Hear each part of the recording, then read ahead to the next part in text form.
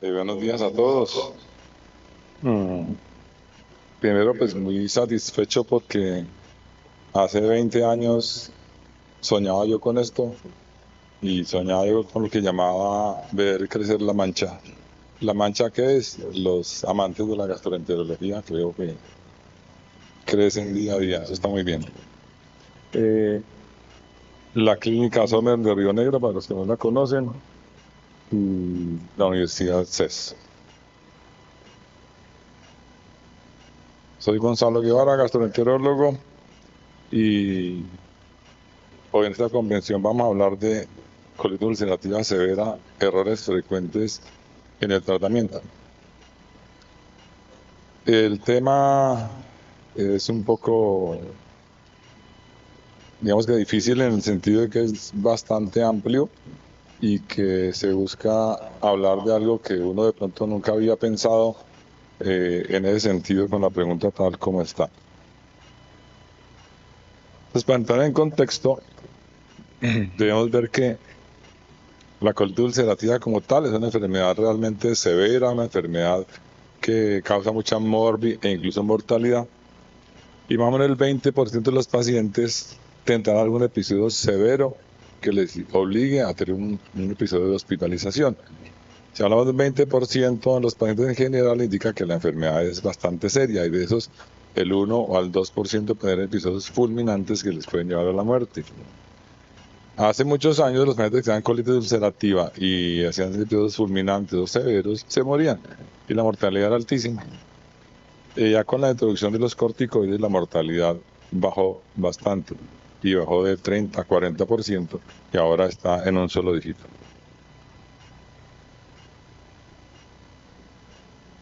Como vamos a hablar de errores, entonces uno se pregunta, bueno, pero ¿cuáles errores? O sea, si uno se supone que estudió para no cometer errores.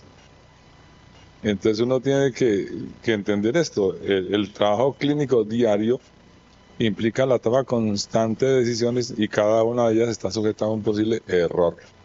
¿Qué quiere decir? Que cada instante de nuestra vida profesional médica nos expone a estar en errores. Lo que pasa es que uno usualmente no se cuestiona si lo está cometiendo o no, o yo al menos no me había cuestionado respecto de la colitis ulcerativa severa si cometía errores o no. Entonces, si vamos a hablar de errores, uno dice, pero ¿errores por qué? Entonces, los errores básicamente se dividirían en dos: errores basados en reglas y los errores basados en el desconocimiento. Son los dos tipos de errores que pudiera uno tener. ¿Por qué basados en reglas? Porque se supone que tenemos una cantidad de información suficiente, digamos algunas muestras de publicaciones y de nuestras normas en el manejo y el trabajo de la colitis ulcerativa por lo menos, que nos dicen qué hacer, nos orientan cómo hacerlo, pero a pesar de eso estamos aquí reunidos a hablar de los errores que cometemos cuando se supone que sabemos cómo hacerlo. Esos serían los errores basados en reglas. Los otros son los errores basados en el desconocimiento. ¿Por qué? Porque existen las reglas, las normas, las publicaciones, pero yo no las leo, o no me las sé, o no las aplico. Entonces, cuando uno se pregunta qué hacer con el tema, uno dice, bueno, ¿y ahora qué? Pues porque pues yo no me lo había preguntado y lo confieso. Entonces yo me pongo a leer, me pongo a preguntar. Y curiosamente, averiguando y leyendo, encuentra uno que en la literatura hay personas que hicieron las dos cosas. Personas que se dedicaron a leer para llegar a las conclusiones de cuáles eran los errores, y personas como el doctor Siegel en New Hampshire, que se dedicó a preguntar. Entonces, preguntarle a los colegas, oíste, y ¿tú qué crees que qué errores estamos cometiendo en colitis ulcerativa? Porque uno cree que como yo tengo la actividad y la sigo, entonces yo soy perfecto. Y entonces yo no cometo errores, pero ya entrados en el tema, voy a preguntar a los pares o a los amigos, ¿viste? ¿Qué errores crees que podríamos tocar o están manifestando? Dice, curiosamente, leyendo o preguntando, llegando al mismo sitio. Cuando nos vamos a preguntarnos qué está pasando, todos tenemos como identificado qué es lo que está pasando. Cuando ya puntualmente sobre el tema, miramos que el tema, digamos, no es nuevo y hay publicaciones y simposios y seminarios al respecto del tema de los errores frecuentes en la colitis ulcerativa severa. O sea que no, digamos, no estamos innovando ni preguntándonos por primera vez. Ya habido muchas personas que se lo han preguntado. Entonces, ¿qué es una colitis ulcerativa severa? Y lo primero que tenemos que preguntarnos. Este cuadro trata de como delimitar qué es. Porque tener más de 6 deposiciones, con sangrado frecuente, temperatura más de 37, frecuencia más de 90, y los que están ahí en la lista son los que le configurarían a uno el diagnóstico de un teórico de una episodio de colitis ulcerativa severa. Aunque todos también hemos vivido, yo lo he vivido, que los pacientes no son tan lindos como en las publicaciones y no son tan cuadriculados como en las publicaciones, y es muy frecuente que uno pregunte miércoles, pero este paciente, ¿será que está tan malo? Pero si lo veo, no lo veo tan malo. Y hay pacientes que están pero podridos y uno se niega y se niega y se niega y dice, no, pues no está tan malo. Pero uno tiene que tratar de objetivarlo de alguna manera, y esta es una manera. Aquí está esto en el Colegio Americano de Gastroenterología, que es más o menos lo mismo, y persisten las indicaciones siempre, de más de 6 deposiciones, aquí la hemoglobina por debajo del 75% del normal, la calprotectina, todos los datos que están acá, que le ayudan a uno como a orientarse un poquito y que la percepción no sea subjetiva, sino tenga unos rangos de objetividad. Entonces, cuando uno tiene pacientes que ya hizo el diagnóstico de la percepción, que es un paciente con una colitis ulcerativa, un cuadro agudo severo, los pacientes puede que estén ambulatorios y puede que estén hospitalizados. Y en general, digamos, una idea general sería esta. Los errores generales, un paciente ambulatorio, error, no diagnosticarlo, pues por cualquier razón. Error, no estadificarlo, porque de pronto lo diagnostico, pero no lo estadifico. Porque me olvidó tomar la frecuencia cardíaca, porque no tomé la temperatura, por cualquier razón no le pregunté en la anamnesis las cosas, entonces no tengo los argumentos para definir si es severo o no. Y el otro es en ambulatorio el uso prolongado de esteroides, que hace que los pacientes se compliquen, tengan ciertas manifestaciones que pueden mimetizar una complicación severa de colitis ulcerativa y de pronto no lo es. Y en el paciente hospitalizado, aquí hay una lista general de lo que puede pasar. Por ejemplo, no realizar retrosimogroscopia temprana, el uso empírico de antibióticos, mantener esteroides en pacientes con clostridium difíciles, tratar en remitir a cirugía. Esta parte es súper importante. Uno con los pacientes es muy protector, y se le olvida a uno que la enfermedad inflamatoria intestinal, la colitis ulcerativa puntualmente, tiene desenlaces diversos, y uno de esos es perder el colon.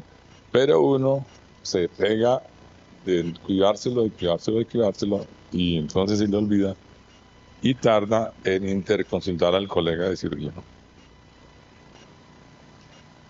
Entonces, como cosas puntuales en pacientes con una colitis ulcerativa severa, por ejemplo, es si es una colitis ulcerativa severa o es una colitis infecciosa. Entonces uno dice, hay que hacerle coprocultivo a los pacientes. Entonces vemos que el coprocultivo es positivo solamente en el 4% de los casos. Entonces se pregunta uno, ¿a todos los pacientes hay que hacerles coprocultivo? Pues seguramente no. Entonces, los pacientes uno tiene que individualizarlos. Si uno ve un paciente que está tóxico, el leucocitos sanguíneos muy elevados, cuando dice que está como infectado, y seguramente hacer un coprocultivo tendrá algún grado de rentabilidad, pero no puede ser una norma. Entonces, un error, por ejemplo, es que se le pase a alguien que el paciente tiene una colitis infecciosa porque el paciente gritaba que estaba infectado y no lo hicieron un coprocultivo pensando que como solo el 3%, entonces no lo hago. No, eso no hay que ahorrar gastos. El paciente, si me parece, lo hago. Porque es muy importante tener en cuenta que la colitis ulcerativa, la enfermedad inflamatoria, uno no puede como tener unas normas exactas y todos hemos pasado porque es supremamente difícil de diagnosticar y establecer conductas y la toma de decisiones sí que nos pone a rascarnos la cabeza. Ahora el Clostridium difficile, lo mismo que las infecciones, es de baja frecuencia, sí es de baja frecuencia, pero hay que buscarlo, porque el paciente vino descompensado, hay un paciente que venía bien y se puso mal, y yo tengo la fe de que no es una activación de la enfermedad inflamatoria, sino que le está pasando alguna otra cosa porque lo sobreinmunosuprimido, alguna cosa así, o lo tenía con antibióticos, entonces tengo que pensar en un Clostridium. Entonces, ¿qué hago? La determinación de las toxinas. Miro si eso es causante de la diarrea. Y tener en cuenta que el Clostridium no siempre es causante del problema, porque el Clostridium puede ser perfectamente un colonizador no patógeno, pero también puede ser un desencadenante de la crisis de la colitis ulcerativa. Entonces, si se dan cuenta, eso es lo que le pasa a uno todos los días, que eso pareciera ser concreto, pero no es concreto. Y cuando está frente a un paciente en particular, empieza uno con lo mismo. Oiga, le hagamos la toxina, salió positiva. Pero aún con positiva faltará alguien que dice, oiga, ¿será que no? ¿Será que no es la causa? ¿Será que sí? Entonces uno tiene que ver muchísimo. Me ha gustado el juicio clínico y lo que llamo ser como un detective y tratar de reunir aspectos de la clínica y todo para llegar a una conclusión.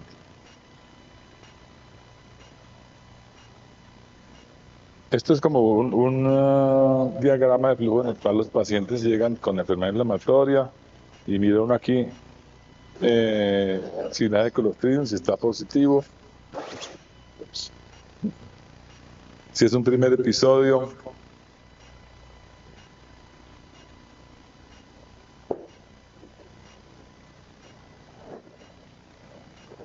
si es un primer episodio, si lleva 3 días de tratamiento o no, y qué hacer con ellos, y al final los pacientes que tienen gallas muy severas, entonces empieza a hablar de tratantes de materia fecal y todas estas cosas.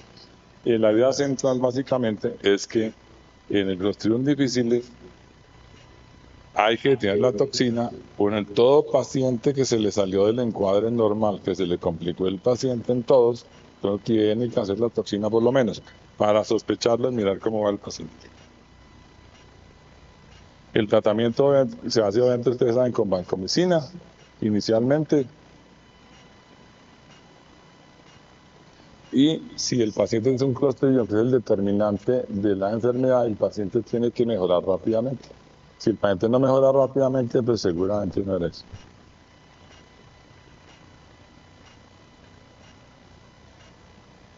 Otra parte importante de los errores que podamos cometer es el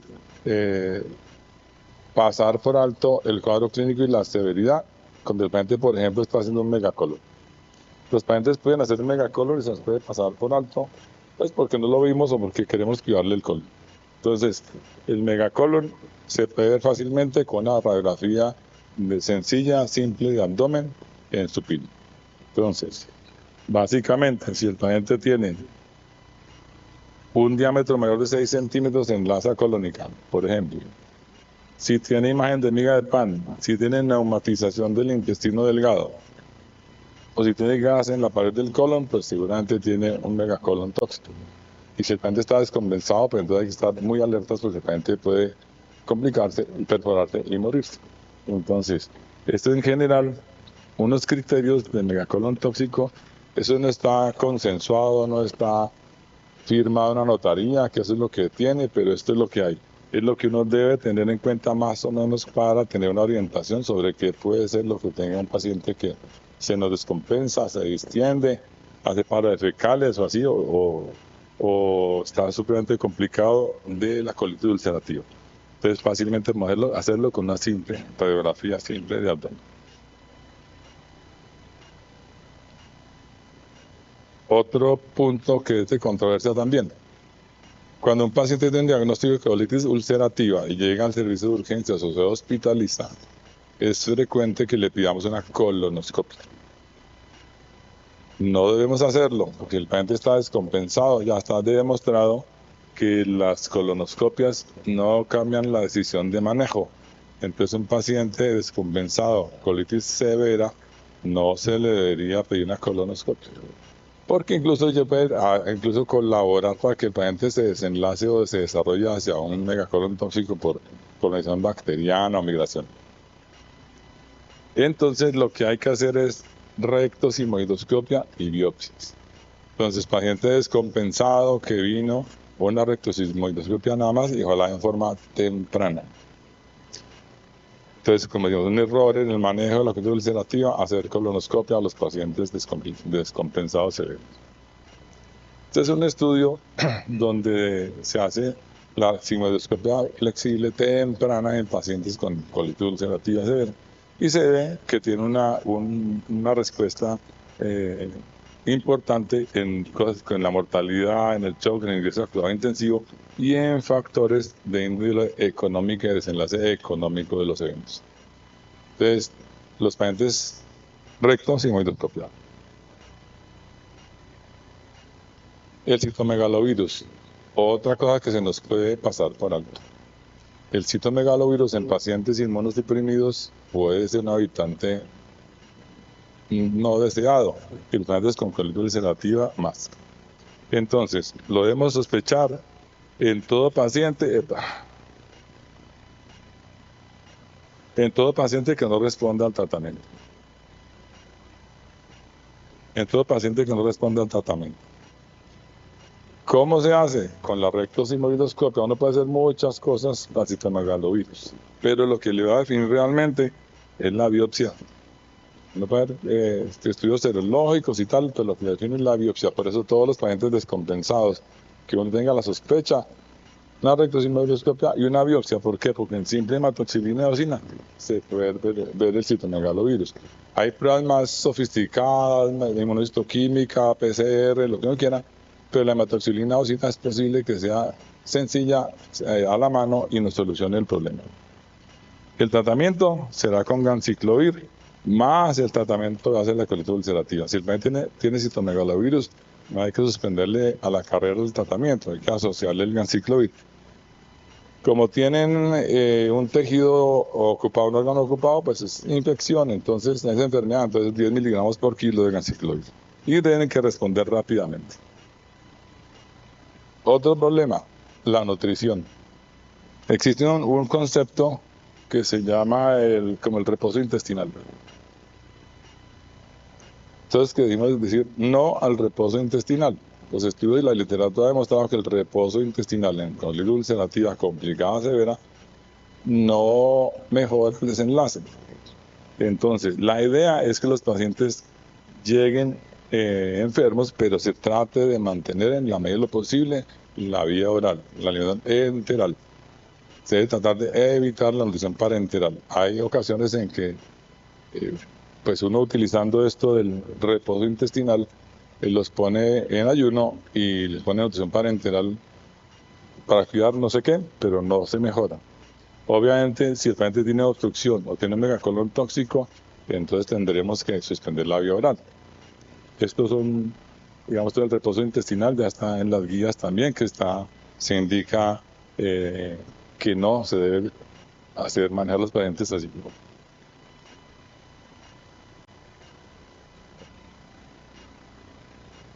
El tromboembolismo. Los pacientes con enfermedad inflamatoria intestinal, colitis ulcerativa, tienen un alto nivel y son proembólicos. Entonces ellos saben trombosis venosas profundas y eso se complican y se pueden complicar y morirse por eso, porque tuvo un descuido y no por la enfermedad de base. Entonces la prevalencia es hasta 4 veces la de la población general, entonces lo tengo que tener en cuenta. Es del 1 al 8% de los pacientes en clínica y hasta el 41% en necropsias. Quiere decir, los pacientes que se mueren, cuando hacen necropsias se encuentran muchísimas trombosis profundas. Los episodios son más que todo en pacientes en activo y mucho menos en pacientes que van en remisión. Eso quiere decir que el paciente que tenemos hablando ahora de colitis ulcerativa severa está obviamente activo, entonces obviamente tiene altísima posibilidad de hacerlo con todas las cifras que le estoy dando ahí. Por lo tanto, los pacientes con colitis ulcerativa complicada severa deben tener manejo de profilaxis de trombofilos venosa profunda. A veces se olvida y el paciente se complica. Entonces no se nos puede olvidar, y eso es otra de las complicaciones que podemos tener de los errores del manejo. Opiáceos, anticolinérgicos y antidiarréticos no se deben utilizar. Igual una vez ve que la gente los usa. ¿Por qué? Errores de conocimiento de algún tipo y se usan. No se deben usar porque complican, si está demostrado, complican la enfermedad. Los esteroides, como la piedra angular del manejo, después de 1955 llegaron y cambiaron diametralmente la historia de la enfermedad inflamatoria intestinal complicada. De todas maneras, habrá un 25% que pueden ser refractarios a los corticoides y el trabajo entonces es identificarlo, porque si yo no lo identifico, entonces no puedo llevarlos hacia la segunda línea, que es lo que hay que hacer. ¿Qué sucede? Que identificarlos a veces no es muy fácil, se necesita criterio, experiencia y sentido común, porque criterios pronósticos hay, pero no son una regla, ni son una norma, ni una ley. Pero es muy importante entender que los esteroides no curan a todos los pacientes y a los que no los curan se pueden morir si yo no estoy alerta de esa falla. Estos son factores predictores que, si se dan cuenta, son absolutamente heterogéneos, por lo tanto no permiten establecer una regla ni dar una recomendación clara y concreta. Los esteroides se deben usar a dosis tope, o sea, digamos 1 miligramo por kilo si es prednisona o el equivalente. A veces muchas personas empiezan bajito y después voy subiendo. No, la idea es arrancar bien. Eso, arrancar bajito no tiene ningún sentido y la literatura ha demostrado que arrancar bajito no sirve. Se deben usar, entonces, esta otra decisión, 5 días, 7 días, 10 días. En la literatura encontramos de todo. Publicados de 5 días, de 7 de 10. Lo cierto es que irse hasta 10 días es como un poquito temerario. Entonces uno tiene que tener el paciente y monitorearlo desde el día 3 o antes. Y ese monitoreo médico debe estar acompañado del monitoreo quirúrgico, porque lo que decía antes, el cirujano tiene que estar al lado cuando el paciente está complicado. Entonces, uno no puede llamar al cirujano corriendo a última hora para que le saque el colon cuando el paciente lleva complicado 15 o 20 días. Entonces la idea es no salvar el colon, sino salvar el paciente. Todos los esteroides son digamos que la piedra angular, pero hay que manejarlos con cuidado. Y la idea es eso. El día 0 comenzó los esteroides, al día 3 empezarle a evaluar. Si no responde, hacer la retroinmunoendoscopia, la biopsia del citomegalovirus, hasta el día 5 o 7 máximo. Si no hay respuesta, si no tiene respuesta, de una vez vamos a ver qué vamos a hacer, si segunda línea, cirugía o qué se va a hacer. No se puede estar con eso y estar 8 o 10 días. A veces le pasa a uno, a mí me ha pasado que uno se encariña con los pacientes y con el colon de los pacientes y intenta salvarlo a como dé lugar. Como sé que la segunda línea es infliximab, ciclosporina o tacrolimus. Entonces, la ciclosporina y el tacrolimus son medicamentos que han mostrado ser efectivos en el rescate de pacientes con colitis ulcerativa severa refractarios a esteroides. Son 2 a 4 miligramos por kilo. Aquí solamente les quiero decir que yo personalmente creo que la ciclosporina no se usa por miedo, porque se tiene cierta temor a las complicaciones teóricas de la ciclosporina, pero les quiero decir que las complicaciones realmente no son como se plantean. Los pacientes se pueden manejar con ciclosporina sin ningún problema, es relativamente fácil, y lo que hay que vigilar son cositas tontas, la neurotoxicidad, la toxicidad renal, que no es como tan extraña. El infliximab lo mismo, se puede dar como rescate, 5 a 10 miligramos por kilo. También hay discusiones de si 5 o 10 miligramos. Idealmente también iniciar a 10 miligramos, si el paciente está muy grave. También arrancar pasito, para después subirle, como que no es buena idea. Mejor de pronto arrancar con 10 para después bajar. Recientemente han aparecido algunos artículos con tofacitinib como rescate en pacientes con colitis ulcerativa severa que han perdido efecto a esteroides. Y lo que pasa es que los estudios son con muy poquitos pacientes, pero les ha ido bien.